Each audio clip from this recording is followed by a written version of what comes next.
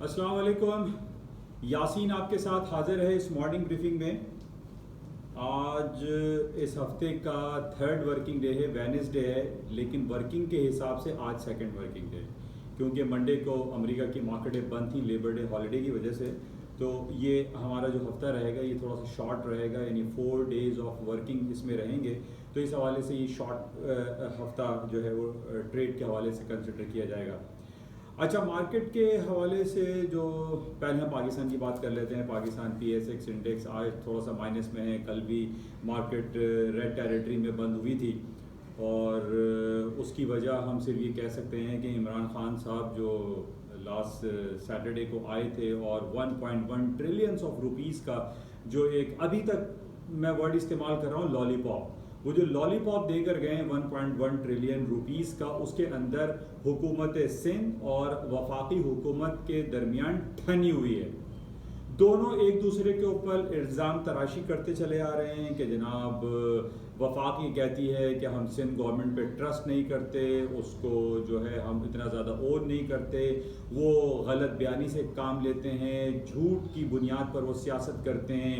और अरबों डॉलर की पहले भी उन्होंने जो एड दिया था हुकूमत सिंध को या कराची के हवाले से 162 अरब रुपए का पैकेज इमरान खान साहब ने 1.5-2 साल पहले जो अनाउंस किया था, उसका भी कुछ पता नहीं चला कि वो पैसे कहाँ गए, किस मद में लगे, उसका भी कोई ऑडिट नहीं है, कुछ हमें उसके बारे में पता नहीं है। तो शिबली फराज साहब ये कहते हैं कि जनाब हमें हुकूमत सिंध के ऊपर, पीपल्स पार्टी की हुकूमत पे ट्रस्ट नहीं है।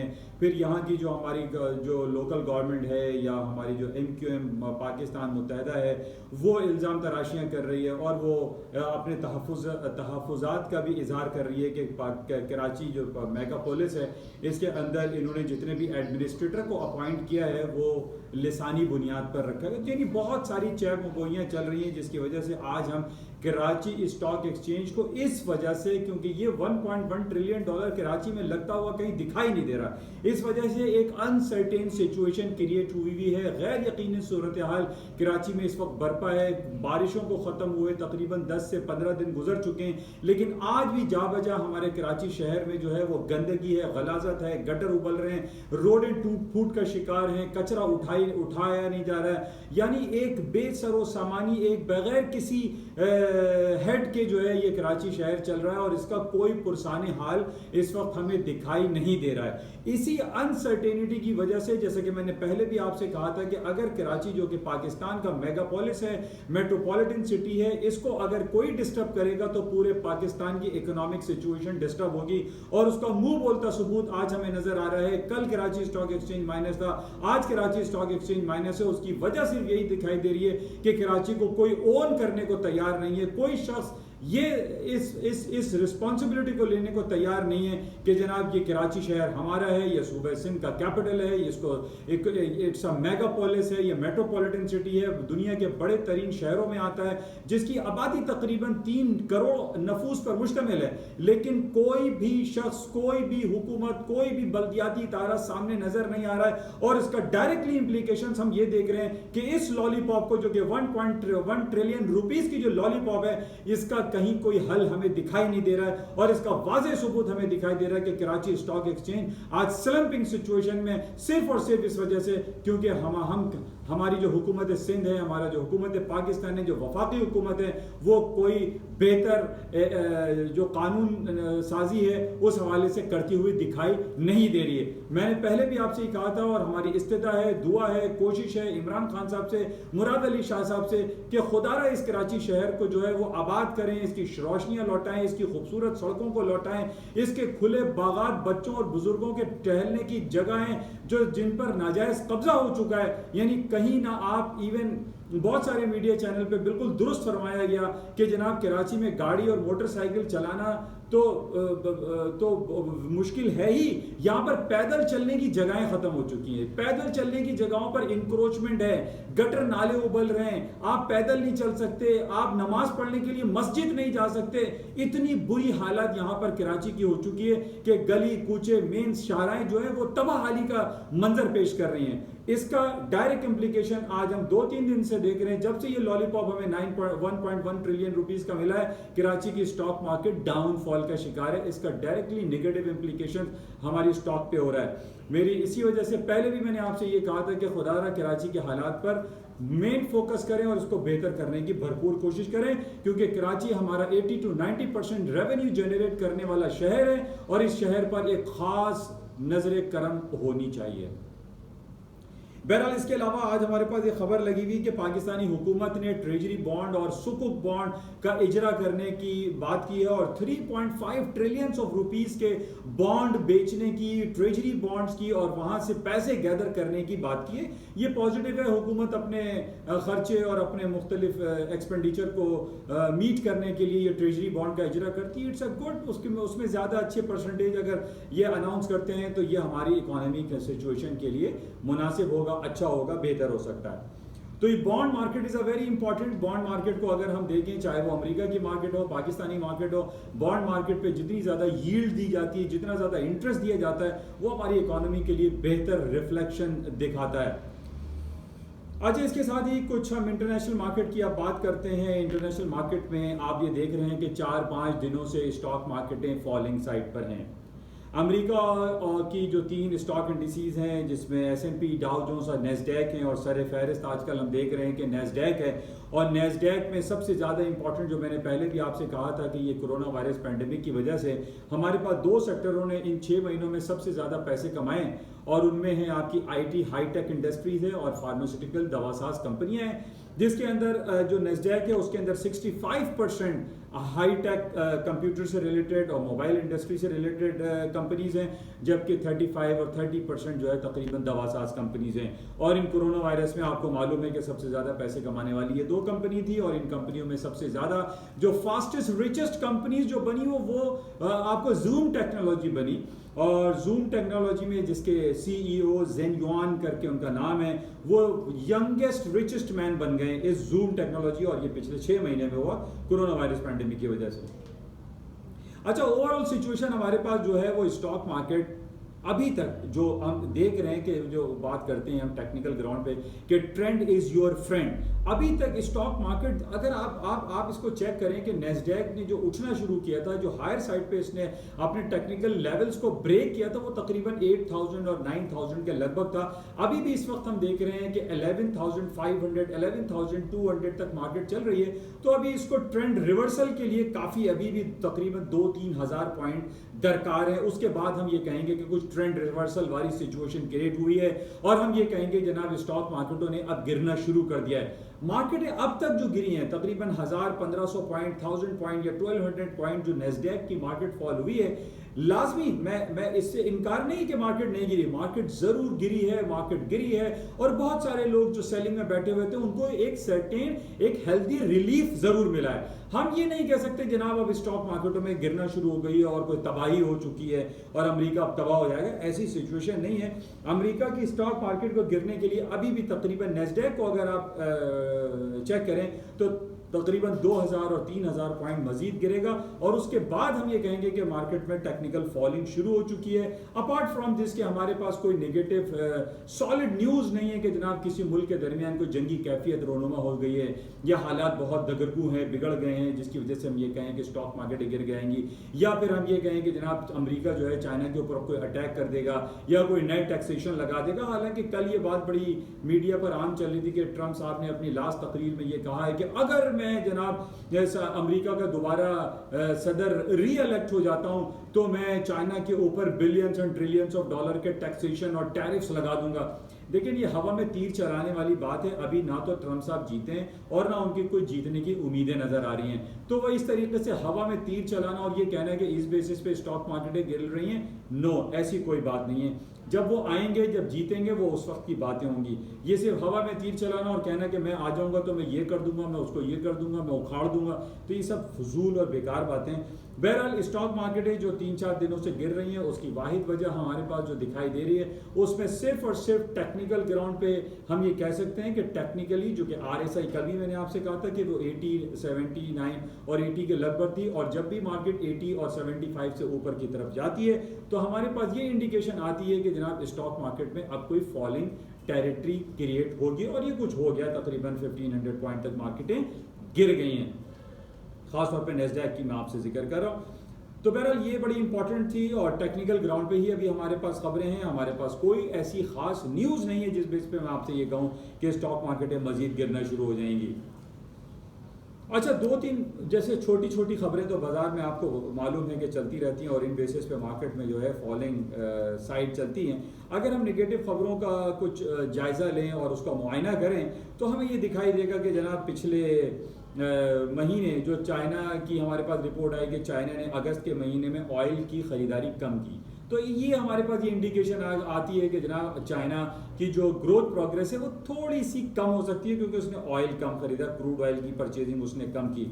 फिर हमारे पास आजकल 2-3 दिनों से ब्रेग्जिट का ड्रामा दोबारा शुरू हो गया है क्योंकि ये ड्रामा पिछले 2-3 सालों से हम देख रहे हैं कि ब्रेग्जिट के ब्रिटेन एग्जिट हो जाएगा यूरोपियन यूनियन से। अब दोबारा से उसमें पेचीदगियाँ और चपकलिशें शुरू हो गई हैं यूरोपियन यूनियन के साथ। जो है बरतानवी जो वजीर आज़म है बोरिस जॉनसन, वो फिर दोबारा से जो है वो चहमगोइयाँ शुरू हो गई हैं, जिसकी वजह से हम कह सकते हैं कि स्टॉक में थोड़ा सा नेगेटिव इंपैक्ट आया और इवन के बरतानवी करेंसीज भी इसकी वजह से डाउनफॉल का शिकार हो गई है। तो ये यूरोपियन यूनियन और ब्रेग्जिट के दरमियान जो चपकलिश दोबारा से शुरू हुई है इसको हमें दोबारा देखना पड़ेगा। लेकिन इन चपकलिश की वजह से हम कह सकते हैं स्टर्लिंग की कीमतें डाउन हुई और स्टॉक में थोड़ा सा डाउनफॉल आया है। अच्छा, इसके अलावा एक बड़ी इंपॉर्टेंट खबर पिछले एक हफ्ते से चल रही है और वो खबर है अलेक्सी नावल्नी की। अलेक्सी नावल्नी जो हैं वो अपोजिशन लीडर हैं रूस के, यानी व्लादिमीर पुतिन के सामने जो अपोजिशन लीडर हैं वो अलेक्सी नावल्नी है, उनको जहर देने की कोशिश की गई। जर्मनी ने उनके खिलाफ बहुत सख्त स्टांस लिया है और जर्मनी ने ये कहा है कि रूस की जो पाइपलाइन गुजरती है, जो गैस पाइपलाइन गुजरती है जर्मनी से होते हुए, जिसको हम नॉर्ड स्ट्रीम 2 के नाम से जानते हैं, ये बड़ी इंपॉर्टेंट खबर है। और जर्मनी ने यह धमकी दी है कि वो नॉर्ड स्ट्रीम 2 की जो गैस पाइपलाइन है जो कि रूस की है और रेस्ट ऑफ द यूरोप में वो जाती है, जिसमें फ्रांस, जर्मनी, बरतानिया और स्पेन, ये तमाम जगहों पर उसकी गैस पाइपलाइन बिछी हुई है रूस की। जर्मनी ने यह धमकी दी है कि आपकी इस हरकत की वजह से कि आपने जहर दे के उसको मारने की कोशिश की है, इस वजह से थोड़ी सी चपकल शुरू हुई है, नेगेटिविटी क्रिएट हुई है यानी रूस और जर्मनी के दरमियान। तो इसकी वजह से भी एक नेगेटिव खबर है, लेकिन ये कोई ऐसी नेगेटिव खबर नहीं है कि इससे बहुत ज़्यादा स्टॉक मार्केटों पे नेगेटिव इंपैक्ट आएगा। तो बहरहाल ये एक खबर है। अच्छा, एक बड़ी अच्छी खबर चल रही है कि जनाब पिछले 6 महीने से ये कोरोना वायरस का ड्रामा और कॉन्स्पिरेसी शायद शुरू हुई थी। कल चाइना ने बड़ा ज़बरदस्त सेलिब्रेट किया है, बड़े बड़े लोगों को उन्होंने हार पहनाए हैं, फूल पहनाए हैं, निशानी इम्तियाज़ दिया है और बहुत सारे जो है उन्होंने ज़बरदस्त सेलिब्रेशन की है, फायरवर्क्स किए हैं, एक भरपूर किस्म का जिस तरीके से हम यौम आज़ादी के मौके पर, चाहे वो अमेरिका का यौम आज़ादी हो या पाकिस्तान का यौम आज़ादी हो, उसमें जो फायरवर्क्स होता है, जिसमें जो सेलिब्रेशन होती है, वो कल हमने देखी कि चाइना ने भरपूर सेलिब्रेशन किए कि उन्होंने कोरोना वायरस पैंडेमिक को जो है कंट्रोल कर लिया है, ख़त्म कर दिया है। ये तो बड़ी खुशाइन बात है। ये स्टॉक के लिए देखिए बहुत ज़्यादा अच्छी खबर है। इस पर हम ये कह सकते हैं कि स्टॉक मार्केट दोबारा रिकवर हो सकती हैं। और आज स्लाइटली हम ये देख रहे हैं कि अमेरिका और फ्यूचर्स जो अभी ट्रेड हो रहे हैं वो पॉजिटिव इंडिकेशन है, ऊपर की तरफ मार्केट रिकवर हो रही है। अच्छा, इसके साथ ही हमारे पास जो खबर चल रही थी पिछले दिनों कि जनाब ब्राज़ील जो है इस वक्त पूरी दुनिया में एपी सेंटर बना हुआ था कि जनाब वहाँ कोरोना वायरस के बहुत ज़्यादा केसेस थे। कल की खबर है कि इंडिया ने ब्राज़ील को बीट कर दिया है और इस वक्त पूरी दुनिया में सबसे ज़्यादा जो कोरोना वायरस पैंडेमिक का जो सिलसिला है वो इंडिया में है। इंडिया में बहुत ज़्यादा हलाकतें हो रही हैं, बहुत ज़्यादा वहाँ केसेस आ रहे हैं, बहुत ज़्यादा टेस्ट भी हो रहे हैं, जिसकी वजह से वहाँ बहुत ज़्यादा निगेटिविटी पाई जा रही है। लेकिन apart from these all corona virus pandemic drama जो है, इसके बावजूद कल इंडिया ने आगरा में जो ताजमहल है, अकबर जो बादशाह शाहजहां का जो ताजमहल है, जो जिन्होंने अपनी बेगम की याद में, मुमताज़ महल की याद में एक ताजमहल बनाया जो कि दुनिया के 8 अजूबों में से है, एक मॉन्यूमेंट है, उसको रीओपन कर दिया। ये बड़ी देखिए प्लस पॉइंट है कि यानी एक तरफ तो आप ये ड्रामा रचा रहे हैं कि जनाब कोरोना वायरस का ड्रामा रचाया जा रहा है और दूसरी तरफ आप रीओपनिंग की तरफ जा रहे हैं, वहाँ भी स्कूल कॉलेजेस खोल रहे हैं SOPs के साथ और ताजमहल को भी उन्होंने कल खोल दिया है। तो ये पॉजिटिव खबर है। तो बहरहाल हम अगर जायज़ा लेते हैं कि नेगेटिव और पॉजिटिव खबर का, तो हमें पॉजिटिव ज़्यादा दिखाई देती है, नेगेटिव कम दिखाई देती है। लेकिन मार्केट जो डाउन साइड पर गई है वो किसी ग्राउंड बड़ी नेगेटिव खबर पे नहीं गई है, बल्कि वो एक टेक्निकल करेक्शन, जिसको हम तकनीकी एतबार से कहते हैं कि ये ड्यू था कि मार्केटें बहुत ऊपर चली गई और उसको नीचे आना था। अच्छा, कल ट्रम्प साहब की आजकल उनकी तकरीरों का सिलसिला चल रहा है क्योंकि अब से 2 महीने रह गए हैं, नवंबर में इलेक्शन है। कल उन्होंने बड़ी एक अपनी आर्मी, अपने फोर्सेस के खिलाफ कुछ बातें करते हुए वो दिखाई दे रहे हैं, और वो ये कहते हैं कि अमेरिका की जो आर्मी है, अमेरिका की जो एक फोर्सेस हैं, वो चाहते हैं कि वो असला बनता रहे, एटम बम बनाते रहे, बॉम्ब्स बनाते रहे, मिसाइल्स बनाते रहे, ताकि उनकी दुकान चलती रहे। तो ये बड़ा एक नेगेटिव कमेंट था ट्रम्प साहब की तरफ से। उन्होंने ये कहा कि आर्मी के कॉन्ट्रैक्टर्स जो हैं, अमेरिकन आर्मी कॉन्ट्रैक्टर्स जो हैं, वो हमेशा ये चाहते हैं कि जनाब असला साजी जो है वो होती रहे। ये बड़ा नेगेटिव है, अपने ही मुल्क के खिलाफ, वो अपने आर्मी के खिलाफ बातें कर रहे हैं। तो बहरहाल ये उनकी अब क्या कहा जाए, क्योंकि जिस तरीके से हमारे पास जो डिफरेंट रिपोर्ट्स आ रही हैं कि डिफरेंट हिस्टोरियंस हैं, और बहुत सारे लोग ये कह रहे हैं कि ट्रम्प साहब इस दफ़ा इलेक्शन में हार जाएंगे और जो बाइडेन जीत जाएंगे, और डेमोक्रेट की जो हुकूमत है वो आ जाएगी और रिपब्लिकन इस वक्त चली जाएगी। और ये जो कल इन्होंने एक नया पेंडोरा बॉक्स और एक शोशा छेड़ा है कि आर्मी कॉन्ट्रैक्टर्स ये चाहते हैं कि असला साजी का सिलसिला जारी रहे और पूरी दुनिया में कहीं ना कहीं चपकलिश रहे। ये एक नेगेटिव कमेंट हम कह सकते हैं, क्योंकि ट्रम्प साहब की तरफ से ये भी देखा जा रहा है कि वो मिडिल ईस्ट में बहुत ज़्यादा कोशिशें कर रहे हैं कि जनाब मिडिल ईस्ट में अमन और शांति हो जाए। इसराइल और मुत्तहदा अरब इमारात के दरमियान जिस तरीके से हालात बेहतर हो रहे हैं, वो ये चाहते हैं कि पूरी दुनिया में अमन रहे। ये एक अजीब और गरीब बात है। हालांकि जब भी हमने ये तारीख के आईने में जाकर आप देखें तो आपको नजर आएगा कि हुकूमत रिपब्लिकन जो होती है अमेरिका की, जब भी रिपब्लिकन हुकूमत आई है, यानी इससे पहले हमने छोटे बुश और बड़े बुश को देखा कि जब उनकी हुकूमतें थी तो जनाब बगदाद पे अटैक हुआ, इराक को तबाह कर दिया, सद्दाम हुसैन को तबाह किया, इराक और सद्दाम हुसैन, इराक और कुवैत की लड़ाई हुई। इसी तरीके से बहुत सारे महाज खोल दिए जाते हैं रिपब्लिकन के दौर में। ये 9/11 का जो वाक़या हुआ ये भी रिपब्लिकन के दौर में हुआ। लेकिन हम कंपैरिजन में देखते हैं कि जब भी डेमोक्रेट्स की हुकूमत आती है, यानी ओबामा की हुकूमत थी या बिल क्लिंटन की हुकूमत थी या अगर जो बाइडेन की हुकूमत आती है, तो इन लोगों की हुकूमतें जब भी आती हैं वो एक बड़ी फ्रेंडली माहौल में काम करती हैं। अपार्ट फ्रॉम दिस कि जब भी रिपब्लिकन हुकूमतें आई हैं, हमने ये देखा है कि पूरी दुनिया में कहीं ना कोई चपकलिश रहती है, हालात ख़राब रहते हैं, दगरगू रहते हैं। तो हम सब की भी ये दुआ है कि जनाब डेमोक्रेट्स आए, डेमोक्रेट्स की हुकूमत कंपैरेटिवली रिपब्लिकन की ज़्यादा बेहतर रहती है। बहरहाल ये कुछ खबरें आपके साथ शेयर की, और ख़ास तौर पे अब मैं बात करता हूँ गोल्ड के हवाले से। गोल्ड की तो मैं काफ़ी दिनों से आपसे बात करते ही चला रहा हूँ कि जनाब 1920 is a very important supporting level, और कुछ यही सूरत हाल आज भी हम देख रहे हैं। कल मार्केट ने 1910 का लो किया था, और मैंने आपसे ये कहा था, बारहा आपसे जिक्र किया है कि 1910 आ जाए या 1910 आ जाए, 5 आ जाए या 1900 फिगर आ जाए, इसको आप जहन में नहीं रखें। आप ये चेक करें कि मार्केट की क्लोजिंग 1920 से ऊपर हो रही है या नीचे हो रही है, और खास तौर पे डेली नहीं बल्कि आप इसको वीकली या मंथली चार्ट्स पे अगर आप देखें तो यही कल हुआ कि मार्केट ने 1910 का लो किया और 20 से ऊपर जाके बंद हुई। 25, 26 अभी भी 30 मार्केट चल रही है। तो it's a very important supporting level. मैं 1920 बार बार आपसे इसलिए करता हूं कि आज से 10 साल पहले जब गोल्ड ने अपना हाई किया था, हिस्ट्री लाइफ हाई किया था, वो 1920 का था। तो इस हवाले से 1920 is a very important supporting and resistance level है। इसको आप जहन में रखते हुए काम करें। और जिस तरीके से मैंने पहले भी आपसे कहा था, और मैं दोबारा जिक्र इसलिए कर लेता हूं ताकि आपको ये जहन नशीन हो जाए, क्योंकि पूरी दुनिया में इस वक्त इंटरेस्ट रेट लोअर साइड पे चल रहा है। जब तक इंटरेस्ट रेट माइनस टेरिटरी में या जीरो, नियर जीरो चलता रहेगा, गोल्ड की कीमतें नीचे नहीं आएंगी। इस बात को भी आप जहन में रखें। प्लस जो हमारे पास ये सिचुएशन है कि billions and trillions of dollar के जो स्टिमुलस पैकेजेस अनाउंस हुए, चाहे वो बर्तानिया हो, अमेरिका हो या रेस्ट ऑफ दी वर्ल्ड हो, उन्होंने नोट छापे हैं। नोट छापने से करेंसी अपनी डीबेसमेंट की तरफ चली गई और गोल्ड की कीमतों में इजाफा हुआ। ये इंपॉर्टेंट है। इसी तरीके से चाइनीज युआन ने नोट छापने की कहीं खबर हमारे पास नहीं है, इसलिए चाइनीज युआन को आप देखें वो स्ट्रॉन्गर साइड पर आया। तकरीबन 2-2.5 साल के lowest strongest against US dollar खड़ा हुआ है। 6.8283 चल रहा है मार्केट। तो इस वजह से गोल्ड की कीमतें ऊपर ही की तरफ रहेंगी, और जो जियोपॉलिटिकल सिचुएशन है वो आपके सामने है। अब बात कर लेते हैं हम ऑयल की। कल भी मैंने आपसे कहा था कि ऑयल का बड़ा इंपॉर्टेंट लेवल मैंने आपको दिया था $41 और $44। 44 से ऊपर तेजी, 41 से नीचे मंदी है, और 41 जिस दिन इसने ब्रेक किया है, और यही हमने देखा कि मार्केट 35 और 36 के लेवल्स पर आ चुकी है। उसकी वजह मैंने आपसे कल भी यही कही थी कि ये मेरा अपना जाती तज्जिया है, गलत भी हो सकता है, कि सऊदी अरब के ऊपर प्रेशर बहुत ज़्यादा है, और सऊदी अरब को ये प्रेशराइज किया जा रहा है कि जनाब वो इसराइल की इंटेग्रिटी को, इसराइल की जो हुकूमत है उसको, नेतन्याहू की हुकूमत को एक्सेप्ट करे, कबूल करे।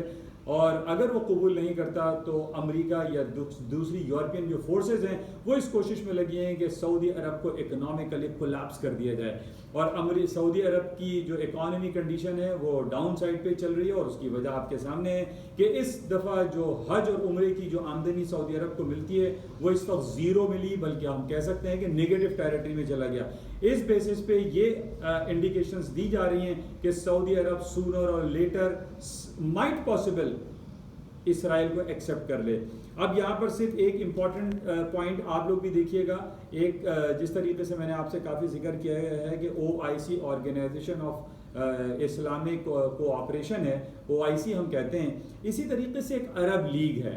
अरब लीग बड़ी इंपॉर्टेंट है जिसके अंदर तकरीबन 20-25 ममालिक हैं। उस अरब लीग को हम बहुत ज़्यादा फोकस कर रहे हैं, उस अरब लीग को बहुत ज़्यादा देखा जा रहा है कि अरब लीग ने अगर इसराइल को एक्सेप्ट करने के हवाले से कोई इंडिकेशन दे दी तो सऊदी अरब भी उसको फॉलो करते हुए सऊदी अरब इसराइल को एक्सेप्ट कर लेगा। एक्सेप्ट करने के बाद तेल की कीमतें $41 के ऊपर चली जाएंगी।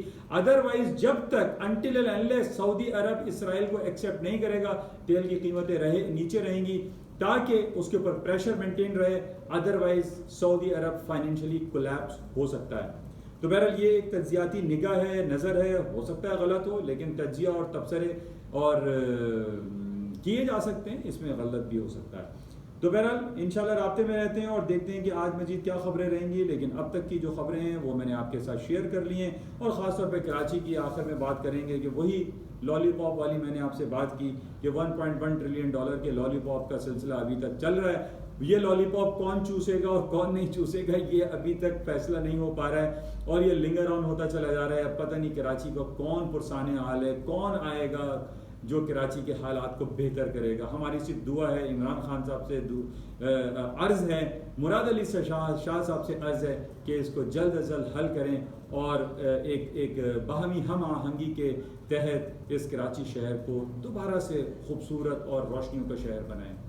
थैंक यू, खुदा हाफिज़। जाते हुए आपसे गुजारिश, इस यूट्यूब चैनल को लाइक करें, शेयर करें, सब्सक्राइब करें with bell icon. Thank you.